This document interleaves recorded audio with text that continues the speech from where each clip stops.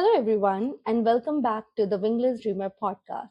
I'm your host, Ruchi Acharya, and today's episode is one I have been vibrating with excitement to share.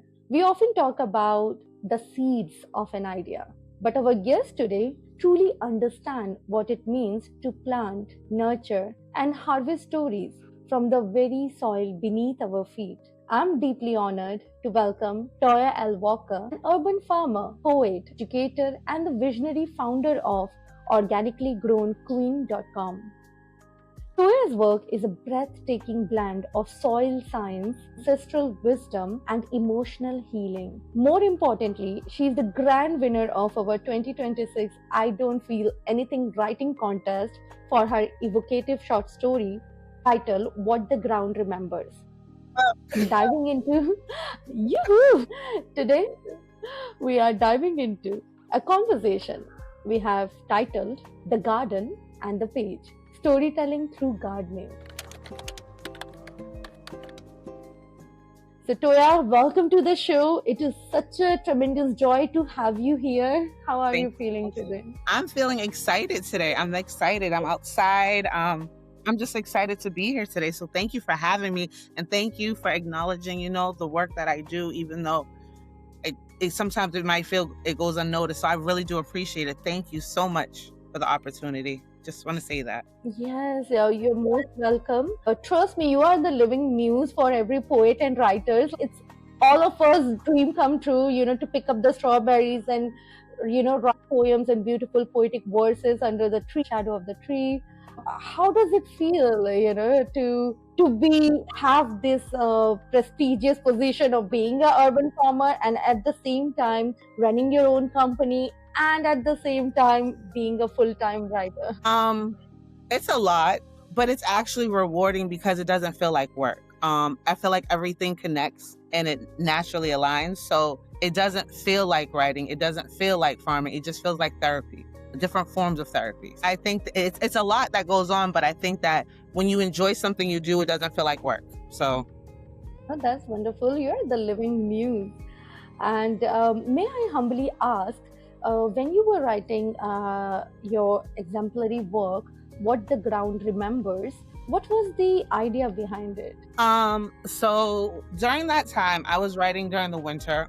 In Zone 6, you can't really do a lot, but I would visit my backyard and I would look at it and I would examine it and I would think about like how hopeless it is because there's no sun, there's no nothing. And then there were ideas that popped in, seeds, starting seeds, or dreaming about the potential or the future that came. So instead of being depressed or sad, I took that as a moment to take an opportunity to do an observation and kind of recall how I'm processing and how I'm feeling at this moment when my backyard has 3 feet of snow all over it and all you see is white. Like, how do you see the vision when it's so clouded? But then you remember what it felt like, and you remember that this season, like anything else, is going to change. So it gave me, what the ground remembers for me, gave me hope for today. Oh, wow, that's beautifully said, Toya, and wow, that's so amazing. Toya, as we know that like you have spent years as a land steward and urban farmer. Yes. How does the physical act of, tending to the earth, nurturing to the mother nature, the weeding, the planting, the watering, the waiting, inform the way you approach a blank page? Because it helps me tell stories from different lenses. There's times where my writing will be inspired by bumblebees, or monarch butterflies, which are essential to our ecosystem. So I think about the life of them in the actual biggest job that they do, helping pollinate. If our pollinators were gone, then we could not have food consumption. So looking at it in a lens of different things. So thinking about the ground. When I put my hands in the ground and I can close my eyes, I can actually visualize how it feels. I can feel how moist it is or how dry it is. And I can visualize it and then I can discuss it. The warmth of my hands, the gush of it, squeezing it together, seeing it helps me visualize everything because I'm really in there. When I harvest, just even harvesting, that's patience, because you have to go from a seed to a seedling to a plant to vegetation to actually flowering. So it's like there's a process, and every process has its own story. I throw out a lot of seeds. I'm very unconventional, but why? Because I feel like the strongest or the fittest will survive. But I'm telling a story about how the seedlings are surviving, thriving for light, pushing through soil, looking for the light, praying that they are not overwatered, praying that they don't get fungus, praying that they don't get green stuff on their soil, praying that they actually can hit the ground. So like all of these things, I know I sound so excited right now because it really does excite me. It influences my writing because I think about it, like I think about farming and I think about urban agriculture as like biodiverse life force, that like we're not in this world alone, and there's many different stories and many different, like the sun has a story, the moon has a story. It's a lot, but it makes me happy because I know that this is nature and this is how nature intended it to be. Sometimes people get lost in the sauce, and I'm more grounded to what really actually matters to me, at least. That's beautifully said, and it's equally important, to preserve our urban farms and, like in general, like the mother nature, because especially like we understand, because when we view this same subject matter through the lens of poetry, it's more than just a method of food production. It is like a profound act of emotional reclamation. You know in the middle of this concrete and steel that we are living, like trust me, I live on 22nd floor in Mumbai, one of the cosmopolitan city in India, and sometimes the wall gets you. So it's really good, like to take a walk into the nearby forest or garden.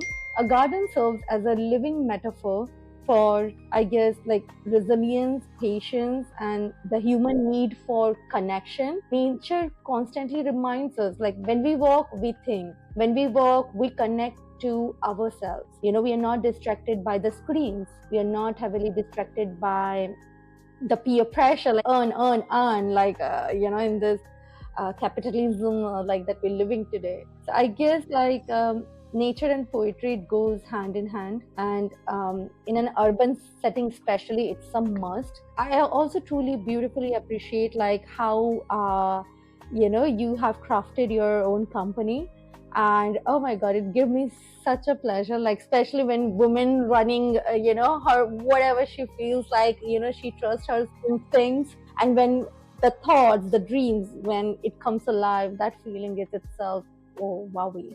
It does. It's amazing. It's amazing. And I think that gardening is very inspiring and inspirational. I think that, or just like you said, being outside, it's inspiring. Feeling the breeze, hearing the birds, all of it clearing your mind, leaving your phone, disconnecting from the world and reconnecting to the world. Like, I think it's a beautiful thing. And I think that it opens up so many different doors for creativity once you can kind of ground yourself with nature. Like your stories can start flowing, your mind can start thinking clearly. And I think that I'm lucky to be in an environment in which I can do this all the time, but some people don't. So some people get like writer's block, or they don't know what to think about or what to talk about or what sounds good.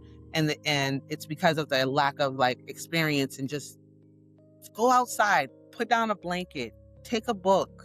What do you feel? What do you hear? What do you see? What are you thinking right now? I hear a plane. It feels like a humming in my ear. You know what I mean? Be more descriptive. Close your eyes straight in your mind. What the picture of the view is going to be. And I think that helps. No, you're absolutely right, because I guess like gardening also brings us this grounding sensation which we are lacking in today's world. And the more grounded you are, the more intellect you're gonna be, the more clear mindset you're gonna build for yourself, and the clearer you are in terms of what you're doing, what's next step, is going to help you in every aspects of your life, whether it's relationship, whether it's your business, whether it's your study, whether it's your own personal growth. So wow, I envy your life, to be really honest. Do you want to swap? Why not? Well, I usually have 3 kids too, so that's like, being a mom is a whole different equator. Wow. But it's very, for me, it's very fulfilling. It's very fulfilling, Yeah. and it makes me feel like I'm doing something that matters. And maybe to other people it'll be like, you think you're saving the pollinators, you think you're saving the monarchs. I think I am, because I think that what I'm doing is good, and I also feel like it's reflective. You know what I mean?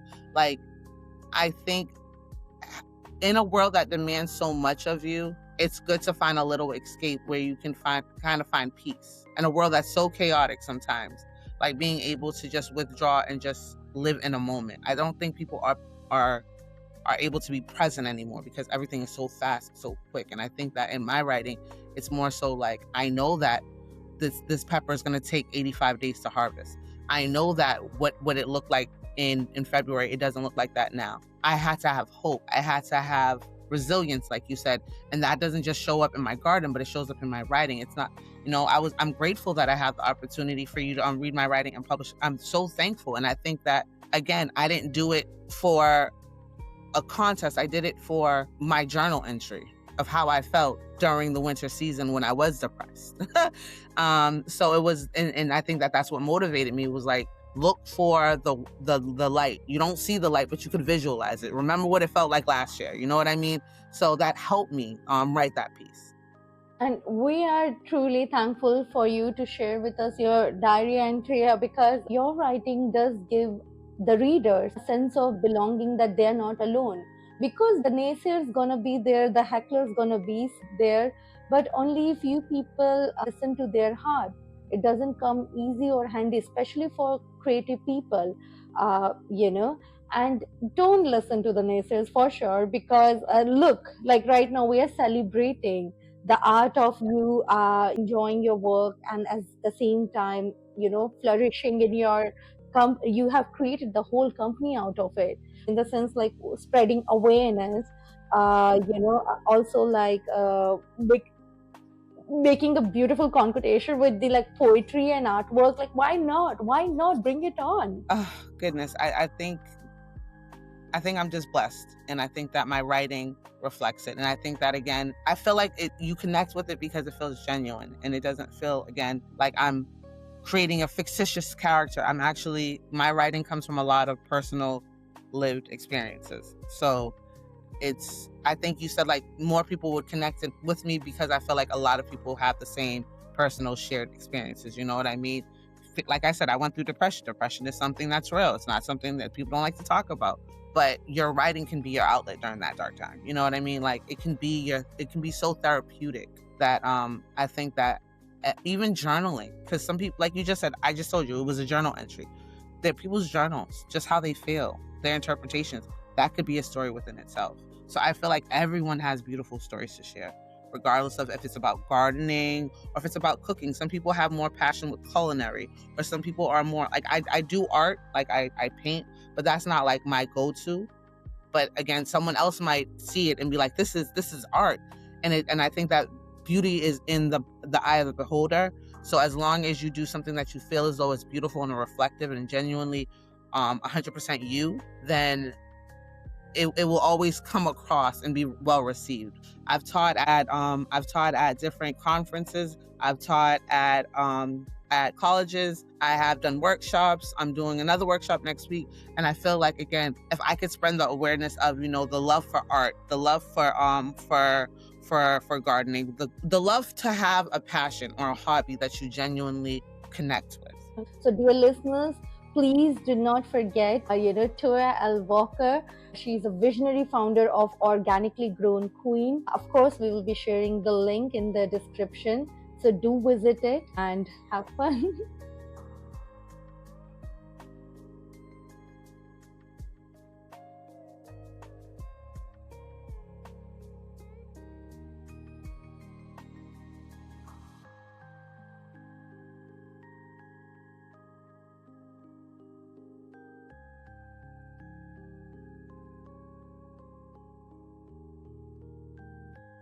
So, dear Toya, so as the founder of a regenerative lifestyle brand, how do you see the concept of regeneration applying to literature? I think that literature is a form of expression. And I think that during different seasons, just like in gardening, there's cold seasons, there's wet seasons, there's hot seasons, there's shady seasons. They all have to go through a process. So I think that literature, people go through a process where like my writing might look similar now, or it looked similar in December, because I think that literature is always refigured or reframed or revised to reflect that current movement or that current wave. So I think that it's always evolving. And I think that people evolve. So like their experiences change them. Their characters change, you know, like we talk about characters and stories, but we are characters ourselves. Characters do go through developments. So your literature or your connection to it, it helps you reframe yourself, where you can say, I was this person at this point in my life, and now I'm given the opportunity now to express myself in a different way. You know what I mean? I Mm. think it's expression that people can do in different forms. So short stories, microfictions. Some people like to do journal entries. So I feel like a writer can always reinvent themselves, especially once they go through lived or shared experiences. Like a story does not just sit on a page, it functions as a living, breathing ecosystem. So, when we view a narrative as a regenerative system, when a narration or a short story, like sometimes, like as a reader, when we come across a beautiful poetic verses or an Instagram positive quote or caption or something very deep and meaningful, so it moves beyond simply entertainment and becomes a tool for personal and collective restoration. And that's the reason why, like, you need to feed good data, just like how we feed nutrient, how we make the soil nutrient rich, Yes. and feed the flowers and the plants and nurture it with love, with validation, with empathy, with caring. Poetry or literature is not just for consuming information. They are tiling our own internal landscape, preparing it to hold new life and ideas. So basically, it teaches us how to live a life, in the most celebrated form or in the most wholesome form, while staying true to ourselves. Yes. And I do also think that it's kind of like the seed process. Like you start with an idea, um, and you plant it, but you also have to nurture it, right? You have to water it.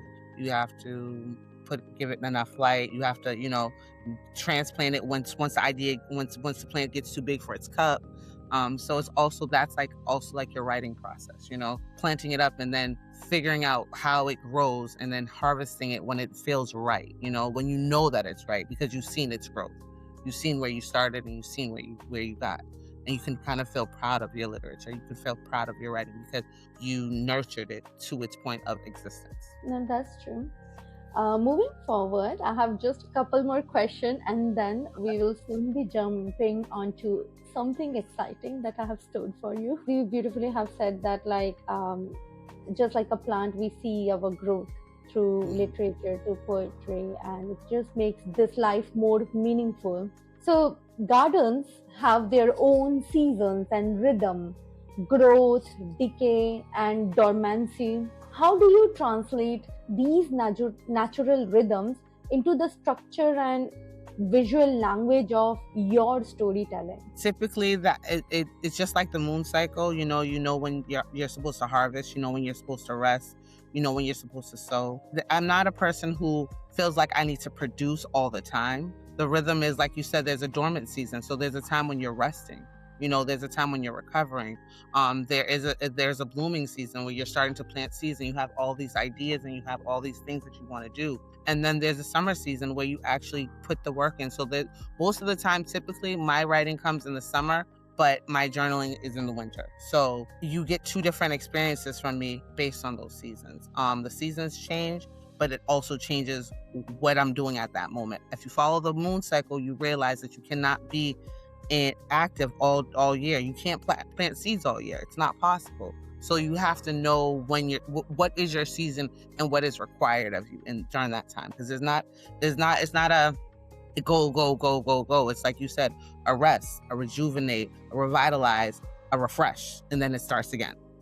And I think that that's how I view my writing, because again, I'm not writing every day, but I'm writing throughout the time periods when like the cycle is right. So if I'm supposed to be resting, that's when I'm usually writing. So based on the moon cycle, I write during my rest periods. That's the time that I reflect. That's the time that I look back. That's the time I celebrate my highs and I look at my lows, and I can kind of process. But during the time that I'm gardening, it's not like I'm gardening and then I'm writing a short story. It's a time when like I know that this is the time I dedicate to my art. Um, so I figured out what my seasons are, and I kind of operate in that order because it helps me create balance. No, that's very well said, Toya. And I guess, like, our dear listeners can make notes out of this. What's one thing that beautifully struck to my heart when you said that don't rush the process. I think people are forgetting how important it is to slow down everything. And gardening, of course, does help. But in both gardening and writing, time is the most invisible yet essential nutrient. You know, just as you cannot shout at a seed to make it grow faster, hey, grow fast, Yep. you cannot force a poem or a short story to ripen before its time. So I truly appreciate that, you take out your time, not chasing any deadlines. And that's why it comes so naturally and beautifully, and declaring as the grand winner of the contest as well, because you have properly nurtured it, provided all the essential nutrients which was required. And rushing yourself, through your emotions and your poetry is like pulling on a sprout to help it reach the sun. We certainly don't want to do that. So I guess, Toya, we all can learn from you that we all only will end up into broken roots if we try to push ourselves before our time. In the most fast-paced, moving world. Like, I guess that's the reason that it's a necessity not to chase the cold stratifications of ideas like what other peoples are doing. There's a lot of things going on into this world, but I guess our honesty, it needs silence, it needs a surrounding which can be attained only by the writers. Provide your body, your mind, your soul an honest a silence, to just nurture yourself as a person. Reaching to the maturity, it's a process. It's not like achievement or a milestone that you do this. No, it comes with time, experiences, and it has seasons, just like how our beautiful gardens has its own seasons, rhythm. So tap on it, understand yourself, do the self-analysis, do the self-talk, I guess. And we all can feel this, me and my editors, we can feel this through your work. So I will not stop appreciating you throughout this podcast. It's more about the journey, not necessarily the destination. Just enjoying it as it goes. Yes, that's so true. That's so true. Okay, last question, but not the least. So, when you were talking about the harvest of healing, you emphasize on the connection between community, healing, and creative expression. So, tell me, Toya, in your experience, how does sharing our stories help cultivate resilience in the modern world? I think that me sharing my stories has helped in the modern world by connecting my community. I have this business and I started it as growing, but then like people hearing my story, people understanding why it started and why I continued and why it manifested itself to what it is now is is largely due to the fact that like my community supported me. Like I seen people who were interested in gardening.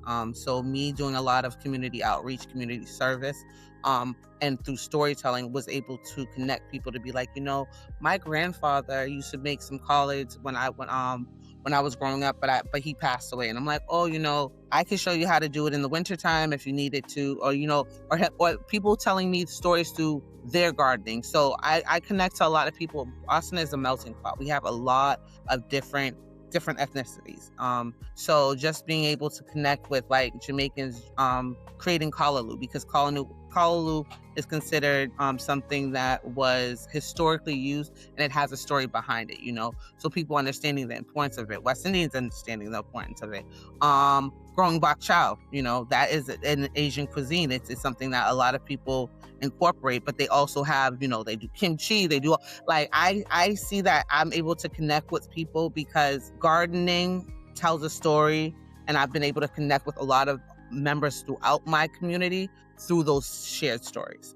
So everyone has a different connection to time or to cilantro. There some people, from Hispanic countries don't use cilantro, they use cilantro. And understanding, the difference between it, even though it's spelt very similarly, grows similarly, but there's a story behind it that makes it completely different. So I've used my business to connect to various members of my community throughout Boston, to help facilitate them reconnecting with their ancestral practices and what makes them heal and their stories. So like, helping them plant the seed to start their story. And it has helped strengthen my community, especially, pushing forward, growing more and being more sustainable, especially in an urban area, but also being reflective of our community. Wow, Toya, we are so proud of you, and to be honest, I'm a bit overwhelmed with like such a beautiful emotion, because you are a person who truly believes in giving back to the community. And trust me, it is truly one of the most profound ways to live a life.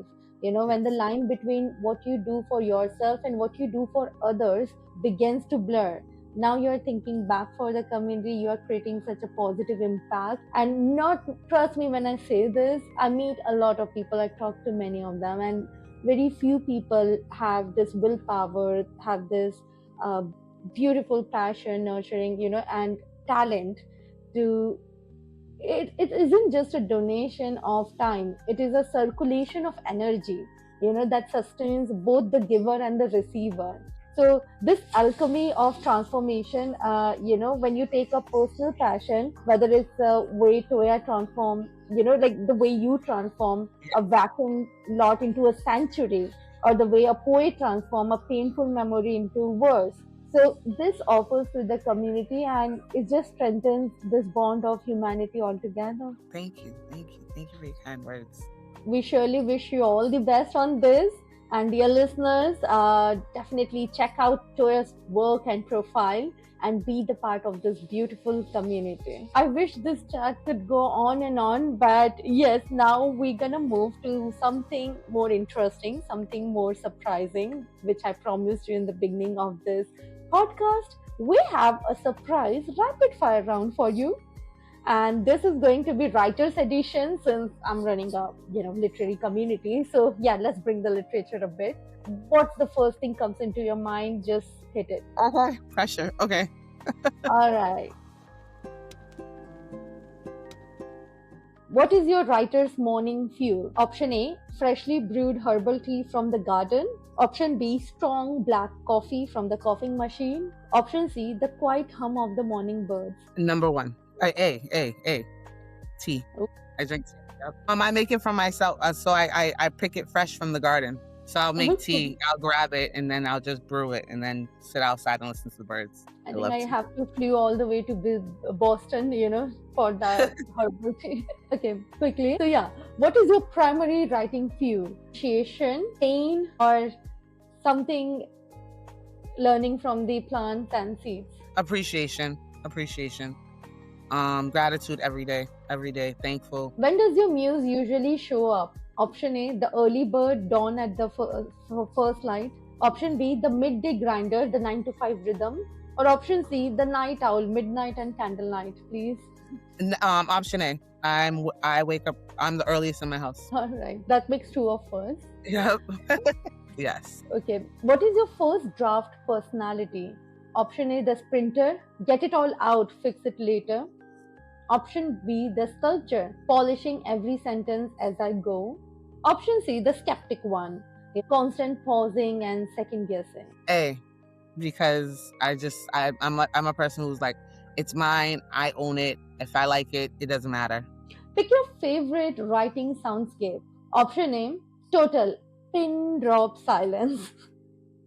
Option B, lo-fi beats or instrumental movies. Option C, the chaotic white noise of a busy cafe. I would say option A. Yeah, Yep, option A. pin I drop like, silence. yep, I love silence. That's wonderful. Okay, how do you handle a plot hole? Option A, bridge it, force a path through it immediately. Option B, bury it, sweep it under the carpet, like ignore it and hope it disappears in the edit. Yep. Option C, bloom it, turn the mistake into a new plot twist. Option C. Option C. Yes, let's make something new. Let's make something new. Okay, next question. Which part of the process is your soulmate? Option A, the honeymoon period, that first spark of a new idea, just when we started writing. That's what we call in our editorial board as well. Option B, the deep work, lost in the middle of the chapter. Option C, the harvest, typing the end and seeing the finished work. Option C. Option C, seeing the finished work, because all the work is to get to that point. So yeah. If you were a punctuation mark, which would you be? The M dash, dramatic and versatile.